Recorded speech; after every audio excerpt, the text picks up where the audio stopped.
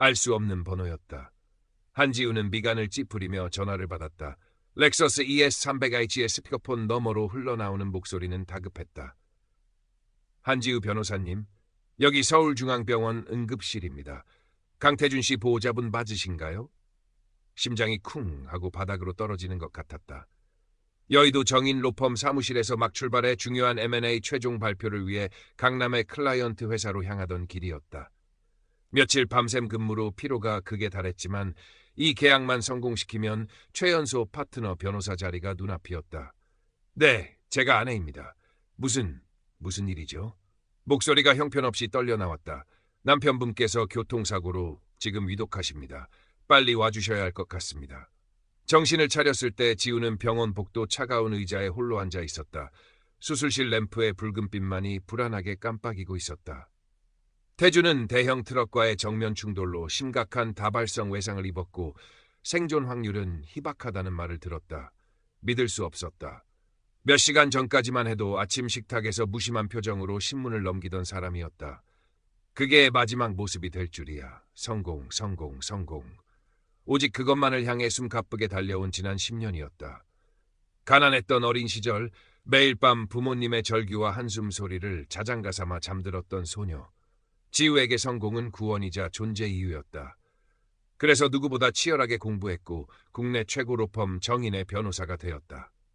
가장 친했던 대학 동기 수연이 23 꽃다운 나이에 급성 백혈병으로 세상을 떠났을 때 지우는 삶의 허무함과 인간관계의 덧없음을 뼈저리게 느꼈다.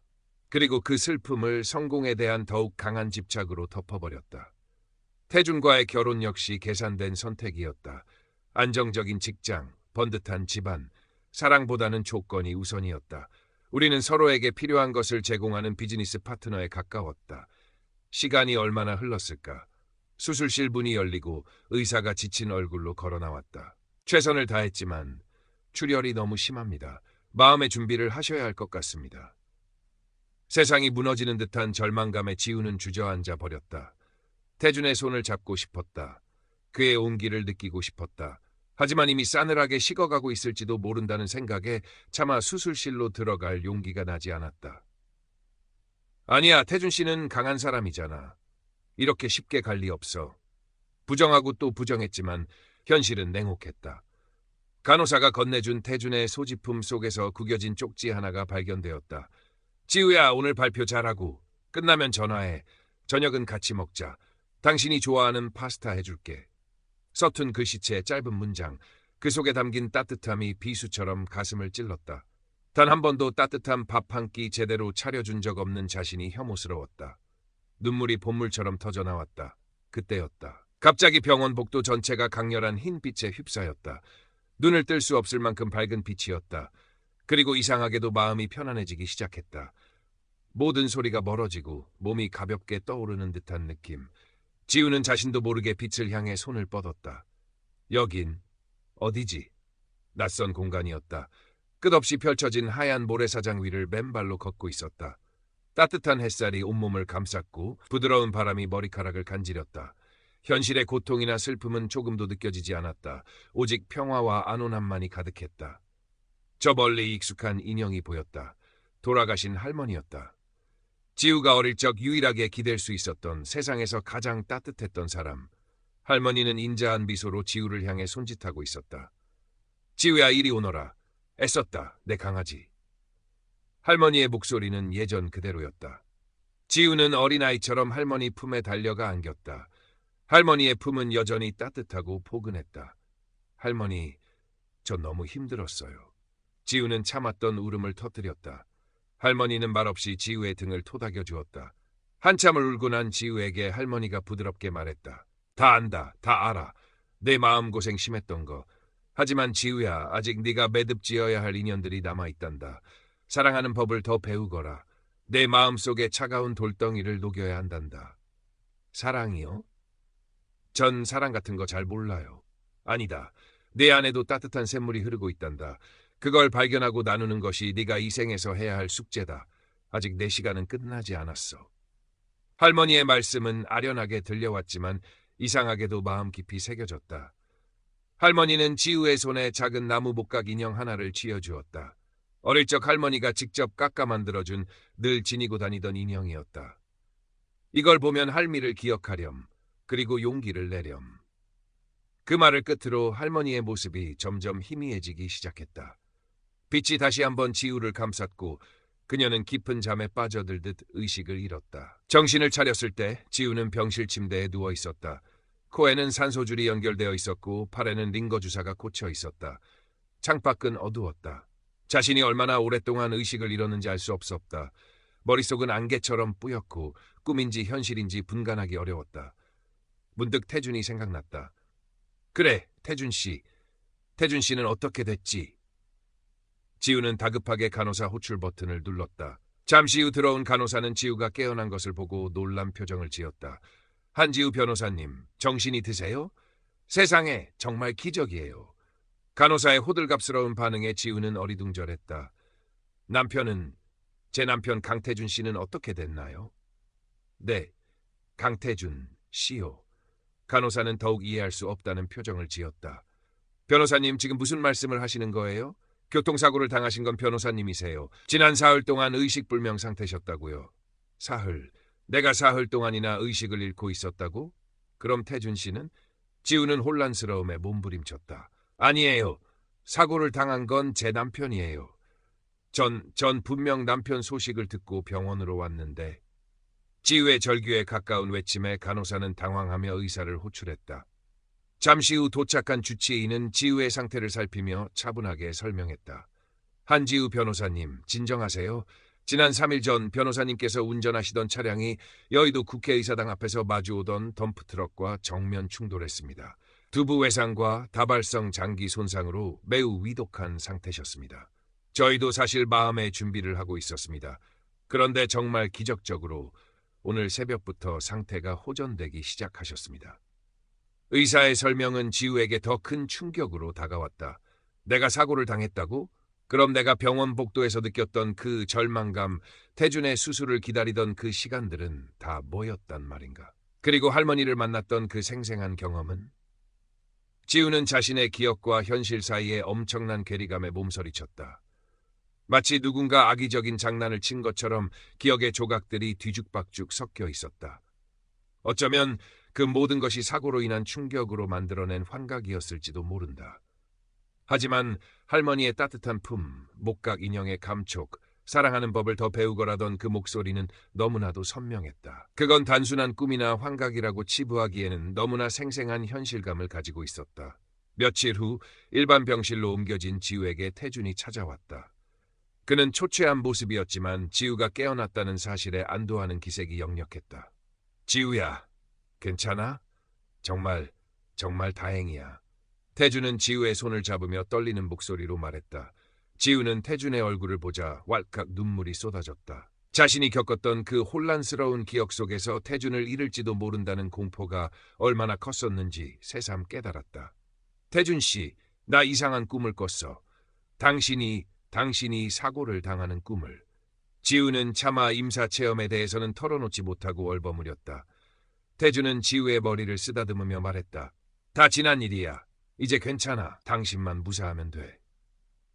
태준의 다정한 목소리가 어색하면서도 따뜻하게 느껴졌다. 이번 기간 동안 지우는 많은 생각을 했다. 성공만을 향해 달려왔던 자신의 삶, 틀에 박힌 일상, 공허했던 마음, 그리고 할머니가 남긴 말, 사랑하는 법을 더 배우거라. 그 말은 계속해서 뇌리를 맴돌았다. 퇴원을 앞둔 어느 날 지우는 태준에게 조심스럽게 물었다. 태준 씨, 혹시 내가 입원해 있는 동안 우리 할머니 목각 인형 못 봤어? 내가 늘 가방에 넣어 다니던 건데. 태준은 고개를 갸웃거렸다. 목각 인형? 글쎄, 사고 현장에서 수거된 유품 중엔 없었던 것 같은데. 왜? 지우는 실망감을 감추지 못했다. 그 인형은 할머니와의 연결고리이자 그 신비로운 경험의 유일한 증거라고 생각했기 때문이었다. 퇴원 후 지우는 변호사 업무에 바로 복귀하지 않았다. 몸도 마음도 추스를 시간이 필요했다. 그녀는 서울 근교 북한산 자락에 있는 작은 암자인 청운암으로 며칠간 요양을 떠났다. 복잡한 도시를 벗어나 자연 속에 머무르니 한결 마음이 편안해졌다. 그곳에서 우연히 주지 스님인 해민 스님을 만나게 되었다. 해민 스님은 온화한 미소와 깊은 눈빛을 가진 분이었다. 지우는 자신도 모르게 스님에게 자신의 혼란스러운 경험과 알 수 없는 감정들에 대해 털어놓기 시작했다. 임사 체험이라고 확신할 수는 없었지만 죽음의 문턱에서 겪었던 신비로운 일들, 그리고 할머니의 메시지까지. 혜민 스님은 묵묵히 지우의 이야기를 들어주었다. 그리고는 따뜻한 차를 한 잔 건네며 조용히 입을 열었다. 처사님께서 겪으신 일은 참으로 귀한 경험입니다. 그것이 꿈이든 현실이든 중요한 것은 그 경험이 처사님의 마음에 어떤 씨앗을 남겼는가 하는 것이지요. 혜민 스님의 말은 지우에게 큰 울림을 주었다. 스님은 매일 새벽 예불에 참여하고 산길을 걸으며 명상하는 시간을 가져보라고 권했다. 지우는 스님의 말대로 조용한 암자에서 며칠을 보내며 자신의 내면을 깊이 들여다보는 시간을 가졌다. 새벽 공기는 차가웠지만 정신은 맑아졌고 풀벌레 소리와 바람 소리는 마음을 평온하게 만들었다. 그동안 애써 외면했던 감정들이 수면 위로 떠올랐다. 성공에 대한 집착 뒤에 숨겨진 불안감, 타인과의 관계에서 느꼈던 공허함, 그리고 사랑받고 싶고 사랑하고 싶었던 순수한 열망. 지우는 처음으로 자신의 민낯과 마주할 용기를 얻었다. 그러던 어느 날 암자 뒷뜰을 산책하던 지우는 작은 돌탑 옆에서 무언가를 발견했다. 먼지가 묻어 있었지만 한눈에 알아볼 수 있었다. 바로 할머니가 주셨던 그 나무 목각 인형이었다. 어떻게 이곳에 있는 것인지 알 수 없었지만 지우는 그것이 단순한 우연이 아니라고 느꼈다. 인형을 손에 쥔 순간 할머니의 따뜻한 음성이 다시 귓가에 맴도는 듯했다. 용기를 내렴, 내 강아지. 청운함에서 돌아온 지우는 이전과는 다른 사람이 되어 있었다. 눈빛의 날카로움은 부드러움으로 변했고 말투에는 따뜻함이 묻어났다. 가장 큰 변화는 태준과의 관계였다. 지우는 태준에게 자신의 임사 체험과 그로 인해 느꼈던 감정들, 그리고 할머니의 메시지까지 솔직하게 털어놓았다.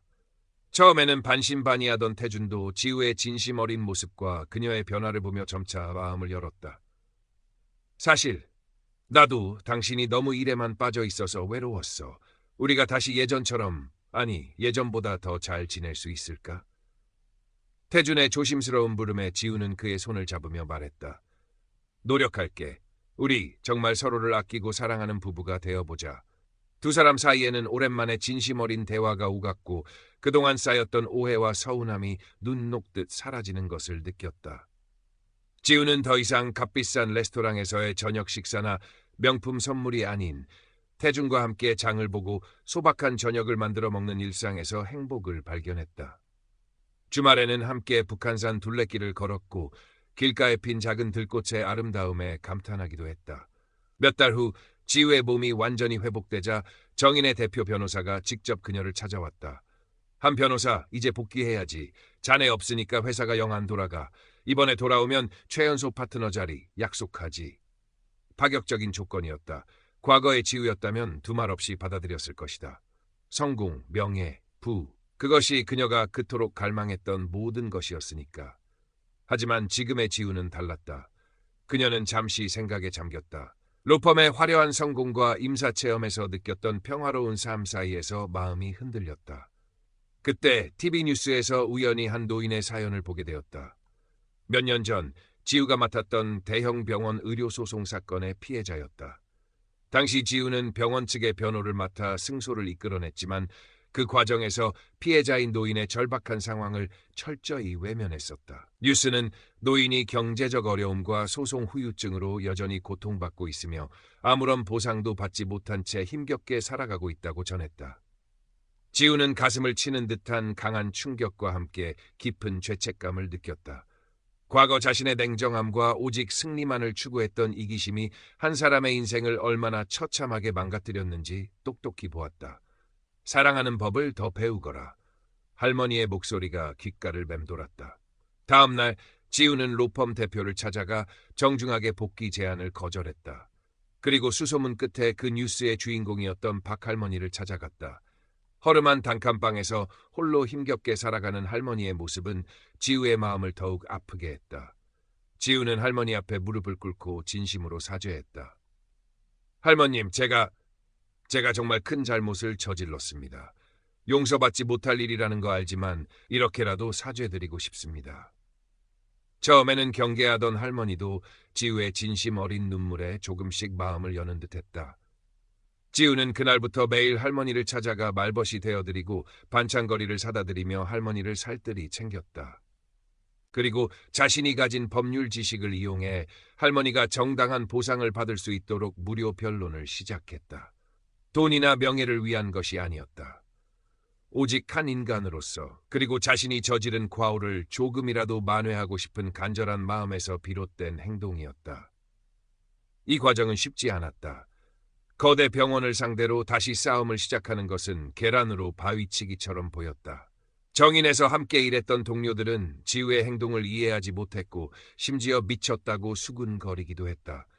하지만 지우는 흔들리지 않았다.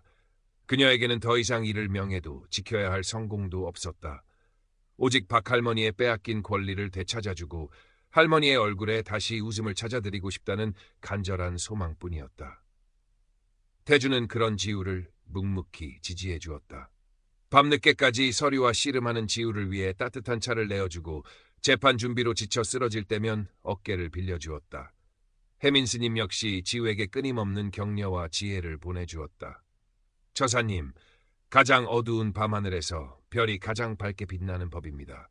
옳은 일을 하고 있다는 믿음을 잃지 마십시오. 몇 달간의 치열한 법정 다툼 끝에 마침내 기적 같은 판결이 내려졌다. 법원은 병원 측의 과실을 일부 인정하고 박할머니에게 위자료와 치료비를 지급하라는 판결을 내린 것이다. 액수가 크지는 않았지만 할머니에게는 삶의 마지막 희망과도 같은 돈이었다. 판결이 내려지던 날 박할머니는 지우의 손을 잡고 하염없이 눈물을 흘렸다. 변호사님, 고맙습니다. 정말 고맙습니다. 이제 죽어도 여한이 없어요. 할머니의 주름진 손에서 전해져 오는 따뜻함에 지우 역시 눈시울이 뜨거워졌다. 그 순간 지우는 깨달았다. 진정한 성공은 돈이나 명예가 아니라 타인의 고통에 공감하고 그들의 눈물을 닦아주는 것이라는 사실을. 임사체험에서 할머니가 말했던 사랑하는 법이 바로 이런 것이 아닐까. Current Part Characters 산티과 106숑 Total Characters 1937. 박할머니 사건 이후 지우의 삶은 완전히 새로운 국면을 맞이했다. 그녀는 더 이상 화려한 성공을 젓는 대형 로펌의 변호사가 아니었다. 대신 서울 외곽의 작은 상가 건물에 소박한 공감 법률 사무소를 열었다. 주로 사회적 약자나 법의 보호를 제대로 받지 못하는 사람들을 위한 무료 법률 상담과 변론을 맡았다. 수입은 예전과 비교할 수 없을 만큼 줄었지만 지우의 마음은 그 어느 때보다 풍요롭고 평화로웠다. 사무실 한쪽 벽에는 정의는 강물처럼, 사랑은 햇살처럼이라는 문구가 적힌 액자가 걸려 있었다. 그녀가 새롭게 정립한 삶의 모토였다. 태준과의 관계도 더욱 깊어졌다. 태준은 아내의 변화를 진심으로 존경하고 응원했다. 그는 대기업 마케팅 팀장이라는 안정된 직장을 계속 다녔지만 주말에는 지우의 사무실 일을 돕거나 함께 봉사활동을 다니며 시간을 보냈다. 두 사람은 더 이상 서로에게 완벽한 모습을 보여주려 애쓰지 않았다. 대신 서로의 약점과 부족함을 감싸 안으며 진정한 동반자로 거듭났다. 가끔 의견 다툼을 할 때도 있었지만 그럴 때마다 솔직한 대화를 통해 문제를 해결해 나갔다. 예전처럼 가슴에 담아두거나 서로를 비난하는 일은 없었다. 어느 늦가을 주말, 지우와 태주는 북한산 둘레길을 걷고 있었다. 울긋불긋 단풍이 절정을 이루고 있었고 하늘은 더없이 맑고 푸르렀다. 지우는 편안한 등산복 차림에 화장기 없는 얼굴이었지만 그 모습은 그 어떤 화려한 모습보다 아름다워 보였다. 그녀의 얼굴에는 잔잔한 미소가 떠나지 않았다. 여보, 저기 저 감 좀 봐. 정말 탐스럽게 열렸네. 태준이 손가락으로 가리키는 곳에는 주렁주렁 매달린 빨간 감들이 가을 햇살을 받아 반짝이고 있었다. 지우는 고개를 끄덕이며 말했다.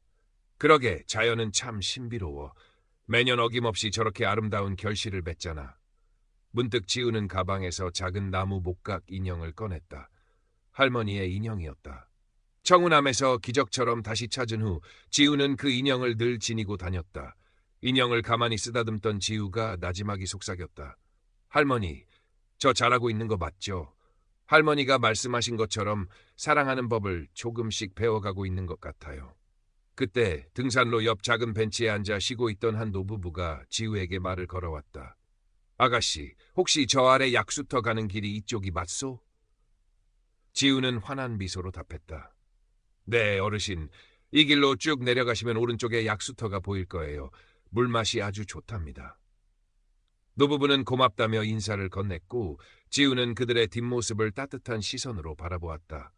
아주 사소한 친절이었지만 마음 한구석이 훈훈해지는 것을 느꼈다. 예전의 자신이라면 상상도 할 수 없는 일이었다.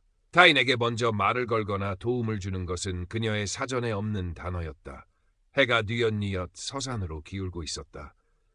지우와 태주는 전망 좋은 곳에 자리를 잡고 앉아 싸운 도시락을 먹었다. 김밥과 과일 몇 조각뿐인 소박한 식사였지만 세상 그 어떤 진수성찬보다 맛있었다.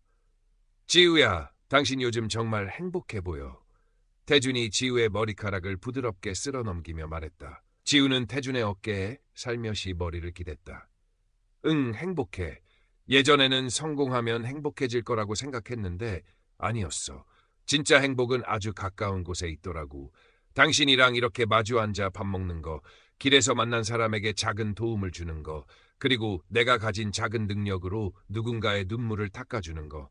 그런 사소한 순간들이 모여서 나를 행복하게 만들어준다는 걸 이제야 알았어. 물론 지우의 삶이 언제나 평화롭고 행복하기만 한 것은 아니었다. 때로는 억울한 사람들을 돕다가 거대한 권력의 벽 앞에서 좌절감을 느끼기도 했고 과거의 트라우마가 불쑥 고개를 들어 그녀를 괴롭힐 때도 있었다. 하지만 그럴 때마다 그녀는 청운함에서 해민 스님과 나누었던 대화를 떠올렸다. 처사님, 삶이란 본래 고해와 같습니다. 중요한 것은 그 고통 속에서 어떤 의미를 발견하고 어떤 자세로 살아갈 것인가 하는 점입니다. 파도가 높다고 해서 항해를 멈출 수는 없는 노릇이지요. 스님의 말씀은 지우에게 등대와 같은 역할을 해주었다. 그녀는 더 이상 고통을 피하려 하지 않았다. 대신 그 고통을 정면으로 마주하고 그 안에서 배움을 얻으려 노력했다. 어느덧 사무실을 연 지 1년이 지났다. 공감법률사무소는 비록 작지만 많은 사람들에게 희망과 위로를 주는 공간으로 조금씩 알려지기 시작했다. 지우는 여전히 매일 아침 거울을 보며 자신에게 묻곤 했다. 나는 오늘 어제보다 더 나은 사랑을 실천할 준비가 되었는가? 그 질문에 대한 답은 항상 완벽하진 않지만 노력할게였다. 그녀는 자신이 결코 성인군자가 될 수 없다는 것을 알았다. 하지만 매 순간 최선을 다해 사랑하고 연민을 실천하는 삶을 살아가기로 다짐했다. 그것이 바로 할머니가 그리고 어쩌면 또 다른 초월적인 존재가 그녀에게 남긴 마지막 숙제이자 선물이라는 것을 믿었기 때문이다. 어느덧 첫눈이 내리는 초겨울 저녁이었다. 지우는 사무실 창밖으로 펑펑 쏟아지는 한방눈을 바라보고 있었다. 하얀 눈송이들은 세상의 모든 더러움을 감싸한 듯 소리 없이 쌓여갔다. 그 모습을 보고 있자니 임사체험 중 보았던 그 끝없는 백사장과 할머니의 따뜻한 미소가 떠올랐다. 그때 사무실 문을 두드리는 소리가 들렸다. 늦은 시간이라 의아했지만 지우는 문을 열었다. 문 밖에는 앳된 얼굴의 여대생 한 명이 잔뜩 겁먹은 표정으로 서 있었다. 저 한지우 변호사님 맞으신가요? 제가 너무 억울한 일을 당해서 옆집안 변호사님께 도움을 청하고 싶어서 찾아왔습니다. 여대생은 아르바이트하던 가게의 사장으로부터 부당해고를 당하고 임금까지 떼었다고 했다. 가진 것이라고는 억울함과 절박함뿐인 그녀의 눈에는 눈물이 그렁그렁 맺혀 있었다. 예전에 지우였다면 사건의 수임료부터 따졌을 것이다. 승소 가능성이 희박하거나 돈이 되지 않는 사건은 거들떠보지도 않았을 테니까.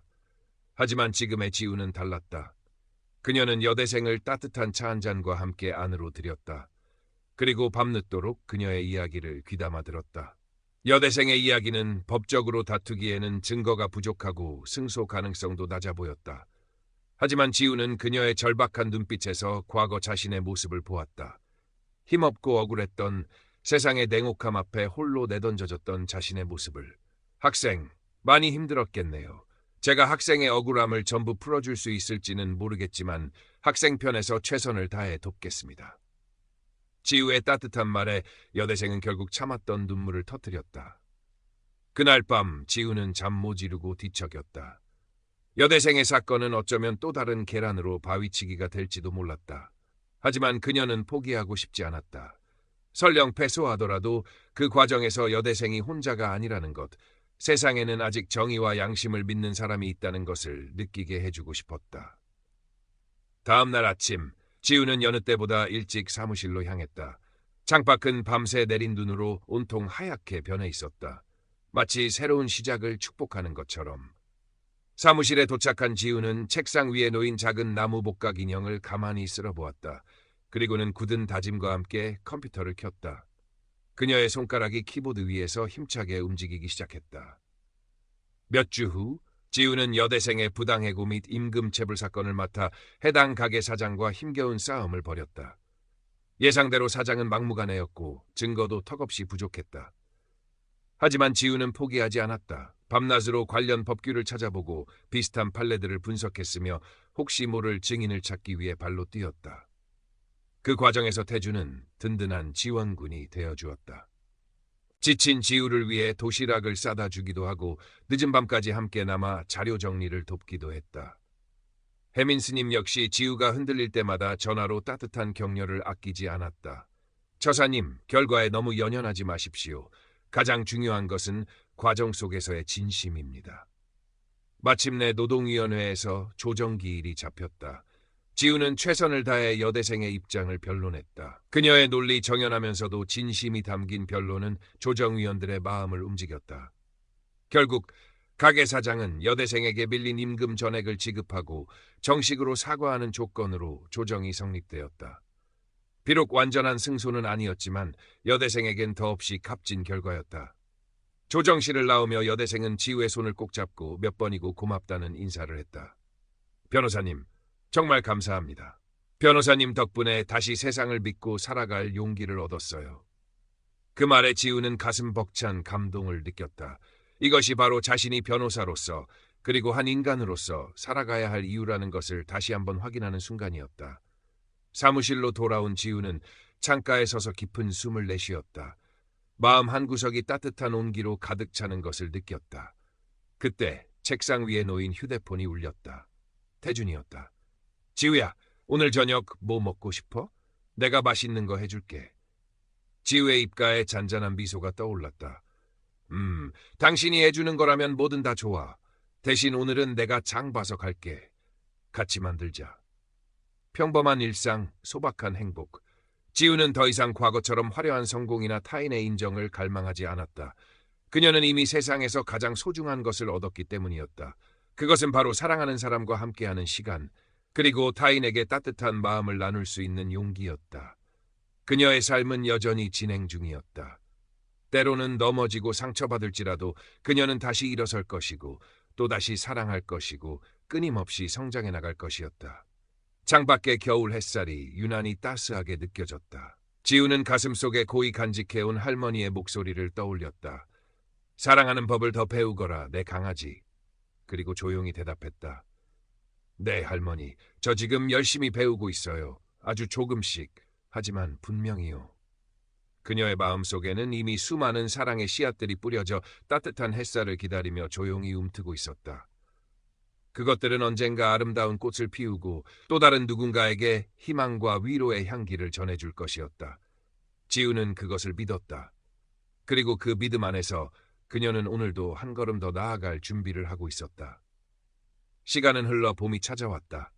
지우의 사무실 창밖으로 보이는 북한산 자락에도 연두빛 새싹들이 파릇파릇 돋아나고 있었다. 그녀의 공감 법률사무소는 여전히 바빴지만 예전처럼 숨막히는 긴장감 대신 따뜻한 활기가 넘쳤다. 지우는 더 이상 승소율이나 수임료에 연연하지 않았다. 대신 의뢰인 한 사람 한 사람의 이야기에 귀 기울이고 그들의 아픔에 진심으로 공감하려 했었다. 때로는 법의 냉정함 앞에서 한계를 느끼기도 했지만 그럴 때마다 그녀는 다른 방식으로 그들을 도울 방법을 찾아내곤 했다. 필요한 사회복지기관에 연결해주거나 심리상담을 받을 수 있도록 돕는 시기였다. 그녀에게 변호사라는 직업은 이제 단순히 법을 다루는 기술이 아니라 사람의 마음을 어루만지고 희망을 심어주는 일이 되어 있었다. 어느 날 오후 사무실로 한 통의 편지가 배달되었다. 발신인은 박할머니였다. 지우는 조심스럽게 편지를 열었다. 또박또박 눌러 쓴 할머니의 글씨에는 감사함과 따뜻함이 가득 담겨 있었다. 한 변호사님께 그동안 안녕하셨는지요? 저는 변호사님 덕분에 요즘 아주 편안하게 잘 지내고 있답니다. 밀린 병원비도 다 해결했고 얼마 전에는 작은 임대 아파트도 하나 얻었어요.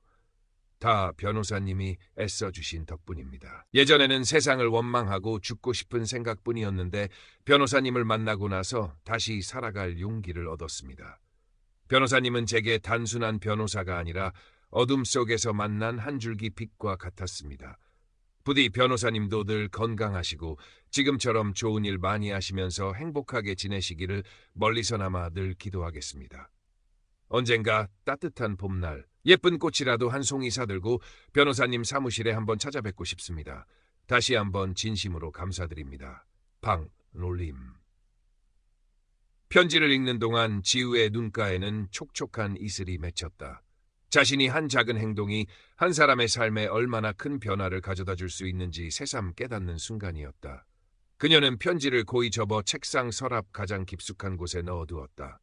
그곳에는 할머니의 나무 목각 인형과 함께 그녀가 새로운 삶을 살아가면서 얻게 된 소중한 보물들이 하나둘씩 쌓여가고 있었다. 그날 저녁, 지우는 태준과 함께 집 근처 공원으로 산책을 나섰다. 활짝 핀 벚꽃이 밤하늘을 수놓고 있었고 은은한 달빛 아래 흩날리는 꽃잎들은 마치 꿈결처럼 아름다웠다. 여보, 나 오늘 박할머니한테 편지 받았어. 지우가 태준에게 편지 내용을 이야기하자 태준은 흐뭇한 미소로 지우의 어깨를 감싸 안았다. 잘 됐네. 당신이 얼마나 그 할머니 일에 마음을 썼는지 내가 잘 알잖아. 정말 대단해, 한지우 변호사. 내가 대단한 게 아니라 할머니가 용기를 내주신 거지. 그리고 당신이 옆에서 늘 응원해줬으니까 가능했던 거고. 두 사람은 말없이 서로의 온기를 느끼며 한참 동안 벚꽃길을 걸었다. 문득 지우는 하늘을 올려다보았다. 수많은 별들이 반짝이고 있었다. 아주 먼 옛날 할머니가 들려주셨던 이야기가 떠올랐다. 사람이 죽으면 하늘의 별이 되고 남은 사람들을 지켜봐준다는 이야기. 어쩌면 할머니도 그리고 젊은 날 갑자기 세상을 떠났던 친구 수연이도 저 하늘 어딘가에서 자신을 지켜보고 있을지도 모른다는 생각이 들었다. 보고 계시죠? 저 이렇게 잘 살고 있어요. 예전처럼 어리석게 성공만을 쫓지도 않고 제 안에 있는 작은 사랑의 불씨를 조금씩 키워가고 있답니다. 마음속으로 그들에게 인사를 건넸다. 산책을 마치고 집으로 돌아오는 길, 지우는 문득 혜민 스님을 찾아뵙고 싶다는 생각이 들었다. 스님은 그녀가 인생의 가장 큰 혼란 속에서 길을 잃지 않도록 지혜의 등불을 밝혀준 분이었다. 다음 날 지우는 작은 과일 바구니를 사들고 청운암으로 향했다. 오랜만에 찾은 암자는 여전히 고즈넉하고 평화로웠다. 혜민 스님은 마당 한쪽에서 조용히 풀을 뽑고 있다가 지우를 발견하고는 반갑게 맞아주었다. 오랜만이십니다, 처사님. 얼굴이 많이 편안해 보이십니다. 스님의 말대로 지우의 얼굴에는 예전의 긴장감과 불안함 대신 온화함과 평온함이 가득했다. 두 사람은 꽃마루에 앉아 따뜻한 차를 나누며 이런저런 이야기를 나누었다. 지우는 그동안 자신이 겪었던 일들과 생각의 변화들을 스님께 소상히 말씀드렸다. 스님은 지우의 이야기를 묵묵히 들어주며 때때로 고개를 끄덕이거나 잔잔한 미소를 지어 보였다. 처사님, 훌륭하게 잘 해내고 계십니다. 삶이란 결국 끊임없이 배우고 성장하는 과정이지요. 중요한 것은 넘어지지 않는 것이 아니라 넘어져도 다시 일어설 수 있는 용기를 갖는 것입니다. 스님의 말씀은 언제나처럼 지우의 마음에 깊은 울림을 주었다. 스님, 저는 가끔 제가 잘하고 있는 건지 이게 정말 맞는 길인지 헷갈릴 때가 있습니다. 지우의 솔직한 고백에 스님은 부드럽게 답했다. 길 위에서는 누구나 흔들리는 법입니다. 하지만 처사님의 마음속에 사랑과 연민이라는 나침반이 있다면 길을 잃을 염려는 없을 것입니다. 그 나침반이 가리키는 방향을 믿고 꾸준히 나아가시면 됩니다. 청운암을 내려오는 지우의 발걸음은 그 어느 때보다 가볍고 확신에 차 있었다. 더 이상 자신의 선택에 대해 의심하거나 불안해하지 않기로 했다. 중요한 것은 결과가 아니라 과정이며 그 과정 속에서 자신이 얼마나 진심을 다했는가 하는 점이라는 것을 깨달았기 때문이다. 몇 년의 시간이 더 흘렀다. 한지우 변호사의 공감 법률사무소는 이제 제법 자리를 잡았고 그녀는 여전히 사회적 약자들의 든든한 법률 조력자로 활동하고 있었다.